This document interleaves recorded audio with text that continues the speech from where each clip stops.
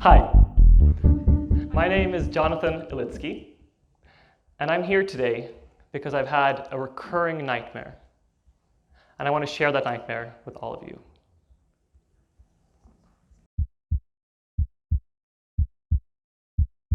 I dream that I'm at an emergency department. It's a normal day, and I start walking down the corridor. Then I notice something. All the patients, old and young, have chest pain. So I go to a pile of ECGs and I start looking through them. And that's when it hits me. I can't see any complexes. All I see are squiggly lines. I can't assess these. I can't assess for ACS. The panic grows, the anxiety wells up in my stomach, and that's when I realize this is how it feels to be an orthopedic surgeon.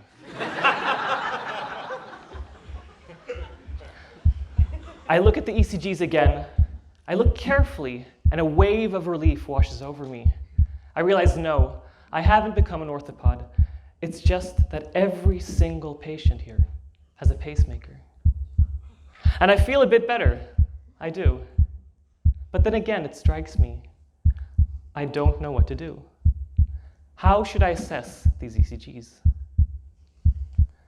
What should I do? What would you do? You could do an ultrasound of the heart, look for regional hypokinesia.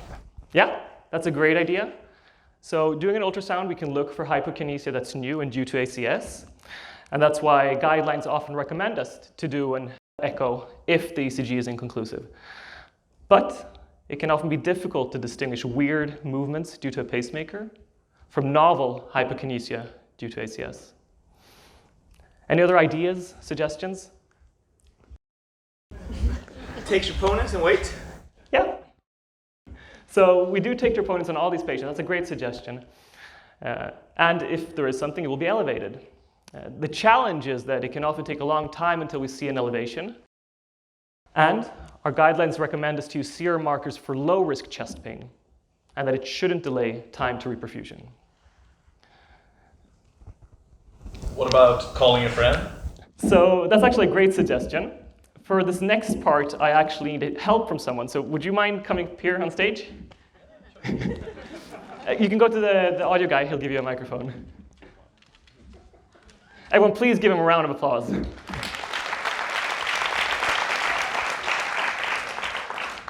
Hi. Hello. Welcome.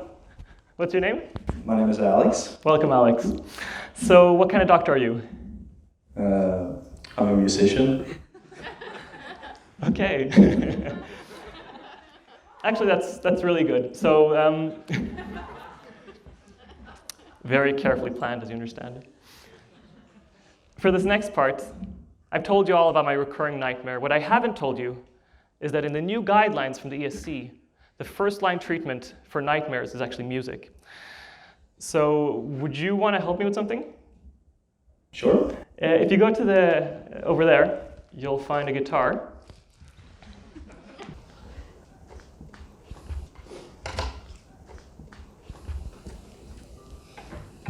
So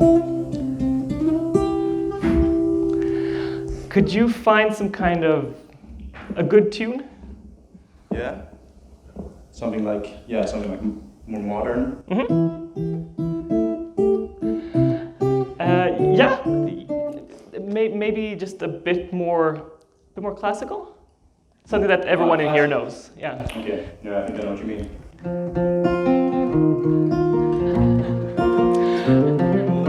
We're getting there. We're getting there. Just tone down the country. Tone it down to 0. Less country. Yeah. Oh, yeah. Now I think I know what you want.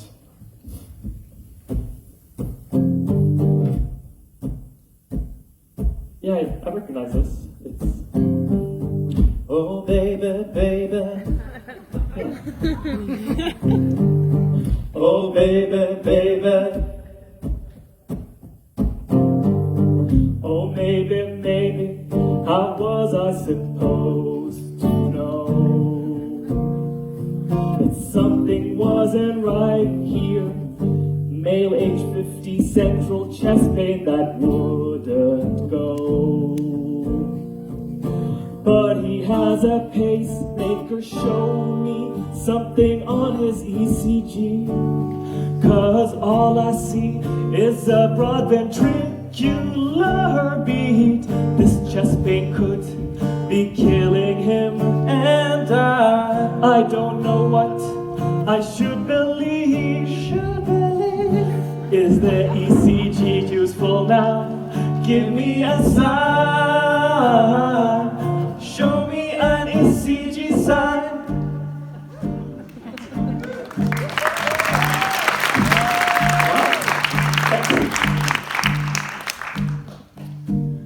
Let's check out PubMed. There isn't that much published,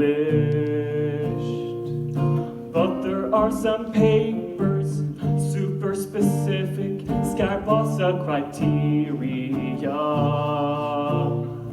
They seek to rule in STEMI, or should I echo or turn off the pacing? But that's complex and can delay time to PCI.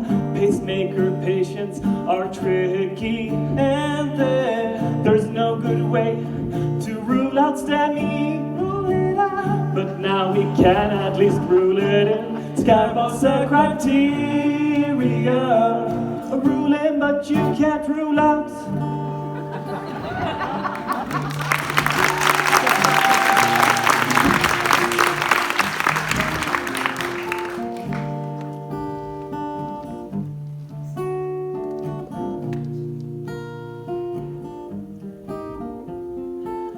Pacemakers with STEMI delay to PCI.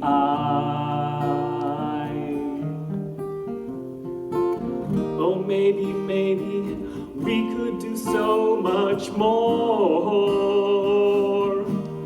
Sgarbossa is the best we have to rule in STEMI, the ones that need the lab.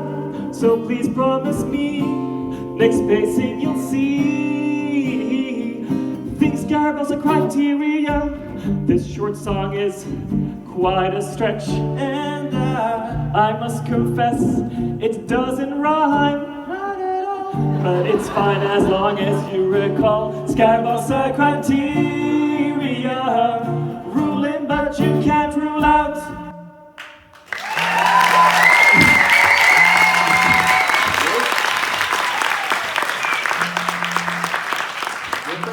Something's buzzing.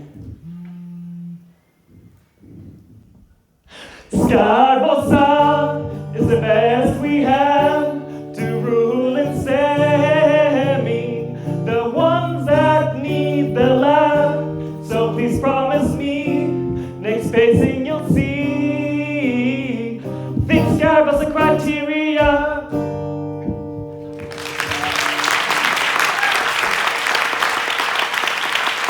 Alex Szeps.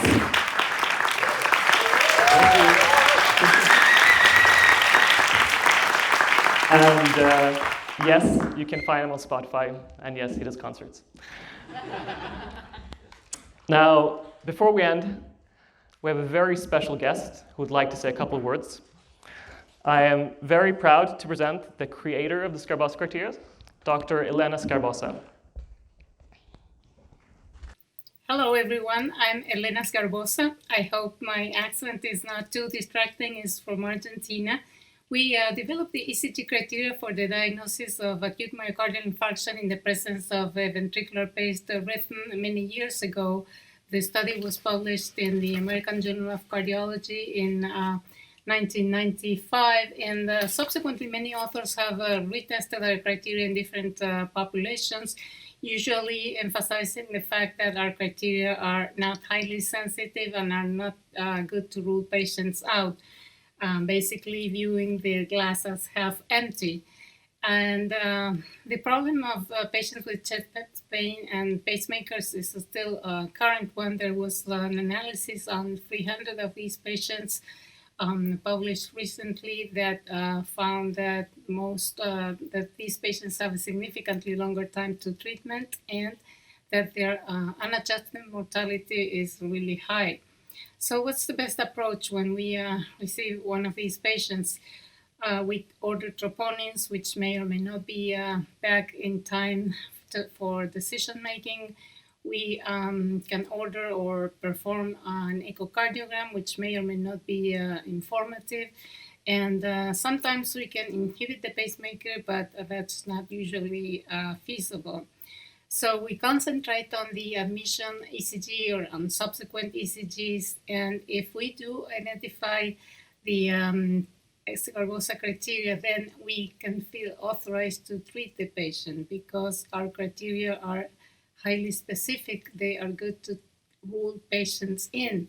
And in that sense, we can view the glass as half full. Thank you, Jonathan, and you all have a great rest of the meeting. Elena. So, thank you, Elena. Thank you, Alex. And thank you all for your precious time.